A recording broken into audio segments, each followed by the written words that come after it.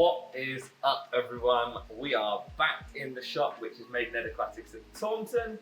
Now, a lot of you obviously have seen the announcement from MBU Fish Tanks.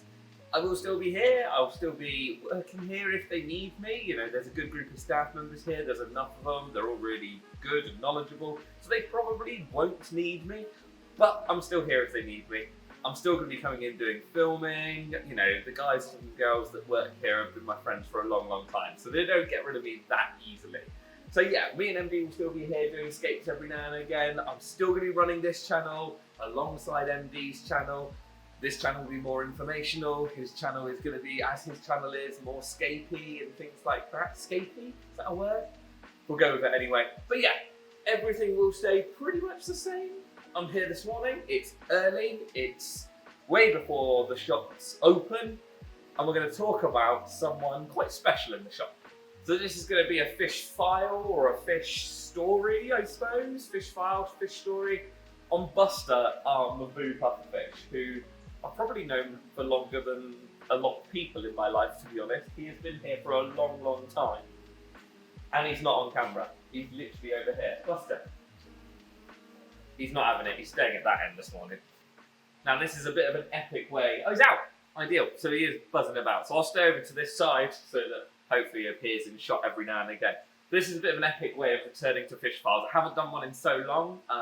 Just I've had other things to concentrate on, and obviously the news with MD, and there's a lot going on at the studio. We have done so much work. You'll probably see those videos over the next few days as they come out. But yeah, it's going really, really well. But something I want to say before getting into this video properly is if you are looking at a MBU pufferfish or a giant freshwater pufferfish, whatever you want to call them, if you're looking at one, they are a huge, huge commitment. Unless you can offer them the time, the space, the food. Honestly, the food for him costs probably just as much as my dogs at home. If you think you can offer all that, then fine, have a look at one. But you need to remember what size they're going to get to. You know, Buster is probably over 2 foot now. I don't think I've measured him in a while. There are lots of other pufferfish in the hobby that are smaller, easier to care for. I say easier to care for, it's just the size. Like, they're not hard to care for. It is just the water quality you've got to keep on top of, because obviously he's a bit of a beast. He does poo a lot. But yeah, there are other animals or other pufferfish that are worth looking at before taking a leap into a MBU pufferfish, because it is going to be a commitment. In the wild, MBUs are coming from that central sort of green band in Africa. So you're looking at Tanzania, Cameroon, Burundi, Tanzania, Zambia, Democratic Republic of Congo, the Congo Republic. I think that's all of them. Yeah, maybe. But anyway, coming across that central band of Africa. So they are coming from rivers and lakes all across that area. They've actually even been found in Lake Tanganyika. So that's really cool. How cool would that be? Like, instead of having him in with our sort of freshwater, they're all freshwater. Lake Tanganyika is freshwater. Instead of having them in our soft water, sort of stingray and South American-y sort of cichlid tank, you can actually keep him in a Tanganyikan setup. But anyway, we'll get into that in a minute. When furnishing a MBU's aquarium, you're going to have to look at really big bits of bogwood, really big rocks. Yeah, they're going to need some hiding spaces. The problem with it is they're also going to need some open water swimming space. So yeah, furnishing can be quite tricky. Obviously, you can see behind me, we've got some really chunky bits of bogwood. We've got a few plants sticking out the top of the aquarium where the pots are in the water and they dangle their roots into the water. Just gives him somewhere to retreat to if he ever gets spooked or ever gets scared. Most of the time, once they get used to you, they're fairly chill. But yeah, big bits of rock, big bits of bogwood should be ideal. With the types of rocks that you're going to want in there, you're going to want to keep them not sharp, fairly smooth. Now, we've got sort of big bits of like granity sort of stone in here, so they're not perfectly smooth, but they're certainly not sharp on the edges. They're sort of quite rounded. MBUs are quite soft-skinned. You don't want anything really sharp, like really jagged edges of slate. If they catch themselves on that, it's going to hurt, and it's going to be a nightmare for you to treat. So yeah, I would keep the rocks quite smooth and quite rounded. River cobbles would be really nice and really easy. Might be tricky to build a cave out of, but yeah, something along those lines is going to be your best bet. Now, sharpness actually leads into the substrate as well. Now Maboos after a meal, can't get my words out. After a meal, Maboos will like to sit on the substrate. So you're going to want to keep a soft sand in there. And when I say soft, not sharp in any way. Or even pebbles, like small little gravel. Personally, I find sand always a little bit better, but that's a choice for you to make, really. As long as it's going to be soft and sort of smooth for them. I keep saying soft, gravel's not soft. But as long as it's smooth for them so they can lay down and they're not going to scratch up their belly or anything like that, you'll be absolutely fine. Lastly, for furnishing the aquarium, plants. They aren't really a plant eater. If a bit of their food lands on a plant, they might take it. They might have a little bit of salad with their meat, but most of the time you're going to find that they'll leave plants well alone and they won't go anywhere near them. So some big, nice, robust plants, that'll be perfect for them, and it will actually help you keep the water quality clean, because as you can imagine, they eat and poo a lot. As the name suggests, giant freshwater pufferfish, they are huge. They are able to get to around 70 centimetres, which is like, I'm getting good at this, 28 inches, 60 centimetres would be 24 inches, so yeah, around 28 inches. Look at that, see? Math, don't even have to put it on the screen. I probably will, because I'm probably wrong. But yeah, they can get to around 70 centimetres, so they're a big fish. Buster here, wherever he's gone, he's over there, is nearing that. He might even be 70 centimetres. I might try and get a tape measure out in a minute and see if I can get him on the front glass to measure him up. He is definitely close to it. He is a bit of an OAP, an old age pensioner, because, well, anyway, I'll get into how long we've had him in a bit, but yeah, he is definitely one of the biggest ones I've seen. Now, we always refer to Buster as a he, him. That is just his persona that he's taken on. There is no real way of telling the sexes of MBU Pufferfish. I don't think. I've not seen anyone do it. There obviously will be, because they're internal organs. There would be some differences there, but obviously we can't do that while he's still swimming around in the aquarium. So yeah, he does take on a male persona just because of how he is in the aquarium, but no one really knows. They actually haven't been bred in captivity yet. It's more than likely just because of the size and scale of an aquarium that you would need to breed these guys. They don't tend to get on that well together when you keep multiple Maboos. Yeah, again, but it might just be the fact that they're a little bit harder to come by, they're a little bit rarer, they get absolutely huge, and no one's really done it yet.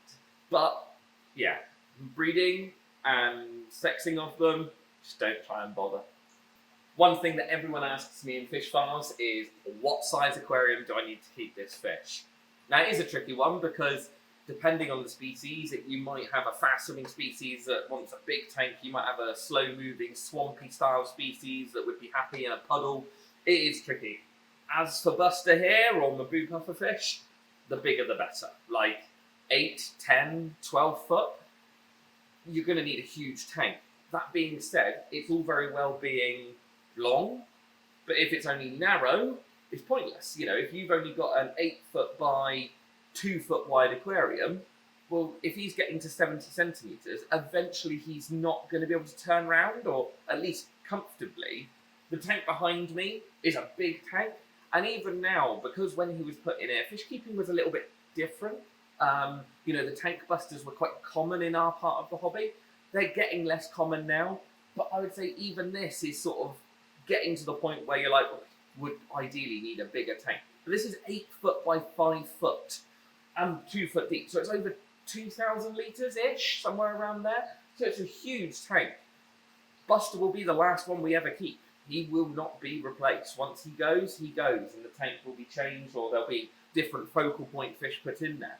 Because it's a big fish. Really, devoting enough time to them and devoting this bigger tank to this one fish is probably not really what we want to do. So yeah, as I'm saying, like 8 foot, this is 8 foot by 5, so 8 by 3 by 4. I don't ever think any of us had the thought of Buster getting this big when we put him in here all those years ago, which I'll talk through in a minute in the video when he went in and stuff. But yeah, I don't think we ever thought that he would get this big and this chunky. You read the sizes of, yeah, they get to 2 foot, and you're like, yeah, of course they do, and he is.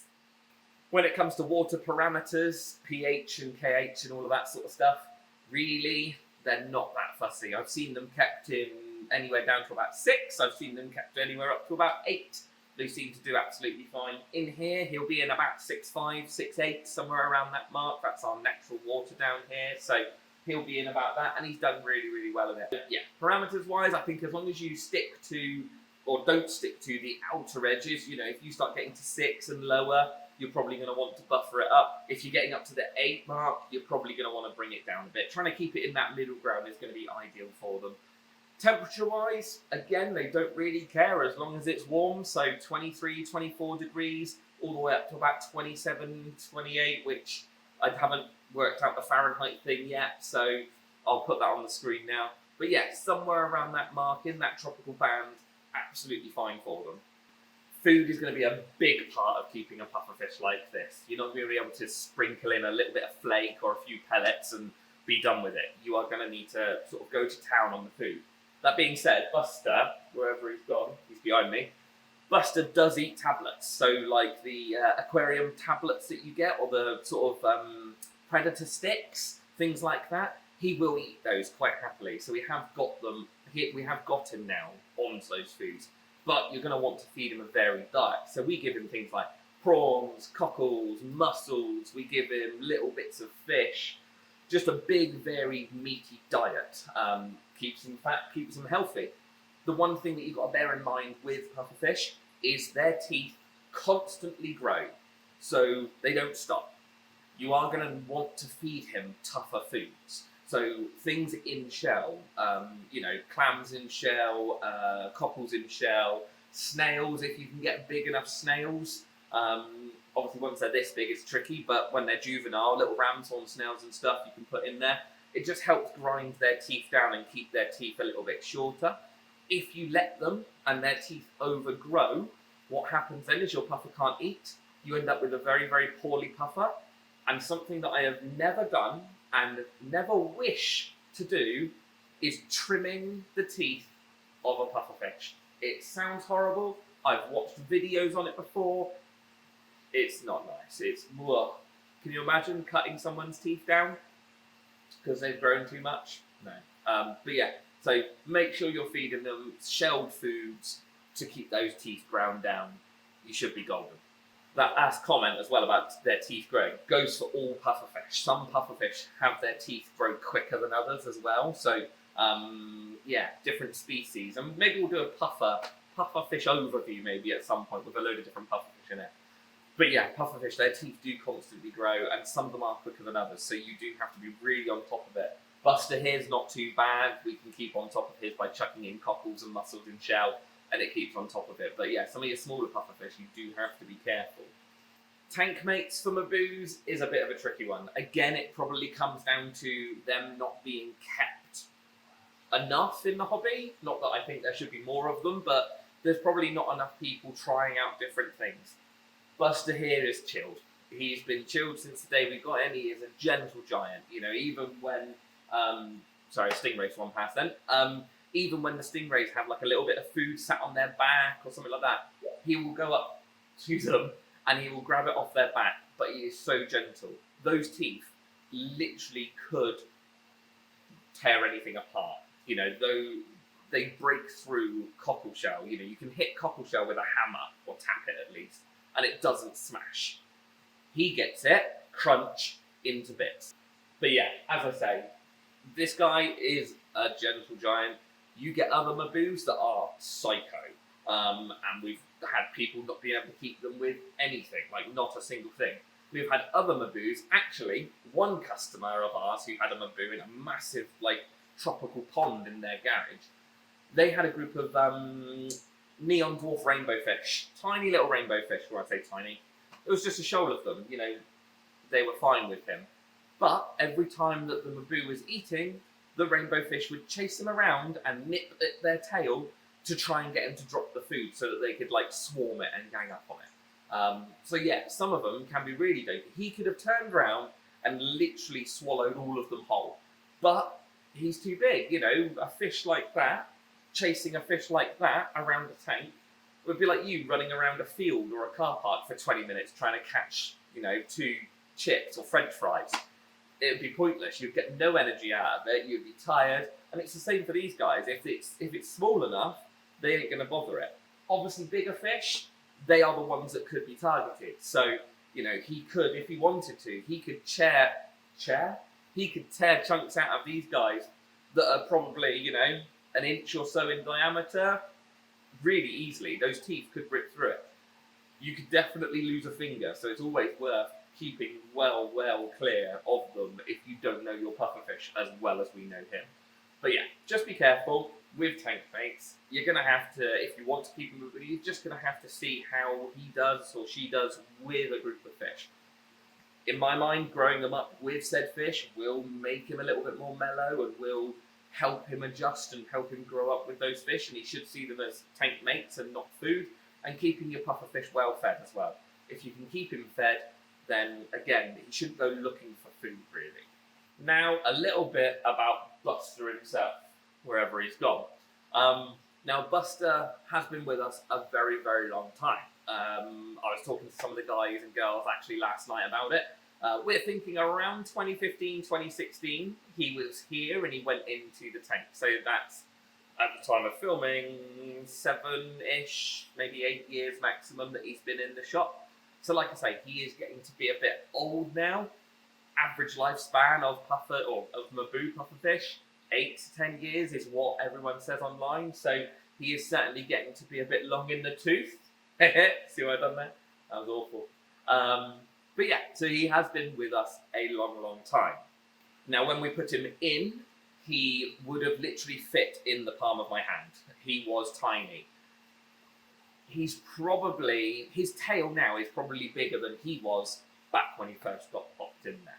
I can't actually remember, and again, I've sort of spoken about it with a few people, and a few people have different memories of why we put him in there. I can't really remember why we put him in there. It was just something we'd done. Like I say, he was tiny, and so were the rays back then. The rays were small as well, so they all sort of matched up in sizing, really. There's something in the back of my mind that says we needed the tank space, or maybe he was the last one and he had been here for a little while, and he was just sat on a system tank, so we felt like he needed a bigger home to go into, and there he is. He's gone in there and he done really well, and 8 years on, we're still here and he's still here.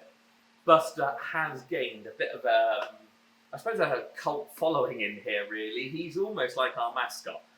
Everyone comes in to see him, everyone always asks. It's the funny thing, you stood at the till on a weekend and there'll be a family or something that's come in, don't keep fish, just having a bit of a browse. And they'll always come up to the till, that fish over there, the one with the teeth? Yeah. It's a MBU Pufferfish or a giant freshwater pufferfish. Always what they ask. You can always guarantee, that fish over there, it's a MBU Pufferfish. It's always the one they ask about. So he has gained a bit of a cult following in the shop. And yeah, a lot of people do travel and a lot of people do come in to see him. A lot of people pose to have photos with him. And a lot of people do just visit just to see Buster. They pop in, they see how he's doing, they leave. They don't even keep fish. They literally just come in to see how he's doing. As I touched upon, Buster is getting old. He is an older boy. You can tell, like, going back 3-4 years, I suppose you'd say he was in the prime of his life. You could tell he would just smash food, he would snatch it out of your hand really quick. Nowadays, he's definitely slower than he was. He's definitely a little bit sort of thinner than he was. He doesn't plump out, even if you feed him, he doesn't plump out the same. So he is getting to be an old man or old woman, whichever it is. It's just the way, unfortunately, it comes to us all. Hopefully we'll have a few more years in him yet, Every now and again we come into the shop in the morning, and he was up and about this morning when I came in actually, but every now and again you come into the shop and you look and you're like, oh my word, he's like lying hunkered down on the stand, or he's lying at the back sort of thing, and you're like, oh my word, is he? You've always got to poke him to see if he's doing all right, but most of the time you walk up to him, you can see that he's breathing. Once the lights come on and everything sort of starts waking up in here, then he starts buzzing about and getting going. Now, as with most big fish, I suppose these guys are different actually. As with big pufferfish, they've got an awesome personality. You get it in a lot of the big marine pufferfish, you get it even in the smaller pufferfish, just obviously not visible as much. They are super, super characterful, and just their personality is amazing. They're just great to work with. They are like having a puppy in a tank. You know, we can come in the morning and you'll have the jug or pot. We have these like pots that we put all his food in. You'll bring it up to the aquarium, or you'll walk around the far corner, and Buster's there, sort of swimming up and down and trying to get your attention because he wants food. And he does get grumpy as well when you don't feed him quick enough. He'll literally like splash his tail around on the surface. So it is like having a dog in the aquarium. He's probably not, for size obviously it's not ideal, but he is probably one of my favourite fish to keep just because of the way that they act. It is like having a dog in a fish tank. It's amazing. Well, I think that's everything you need to know about Buster and MBU Pufferfish. Like I say, 95, 99% of you, not even 99% of you, probably most of you will never keep one. You might just see them in public aquariums or in fish shops that are crazy enough to have a big fish tank in their shop. But yeah, it's just interesting. It's good to get that knowledge out there and to get that information out there, because I don't want people going out and buying a juvenile one at, you know, a couple of inches, and then 6 months' time it's a foot, and then 2 years' time it's 2 foot, and then all of a sudden, what are you going to do with it? So yeah, the more information that's out there, the better. Obviously, I think that's all the information that you would want to know. I sort of racked my brains to try and think of all the questions that people have asked me over the time. Yeah, I think that's everything.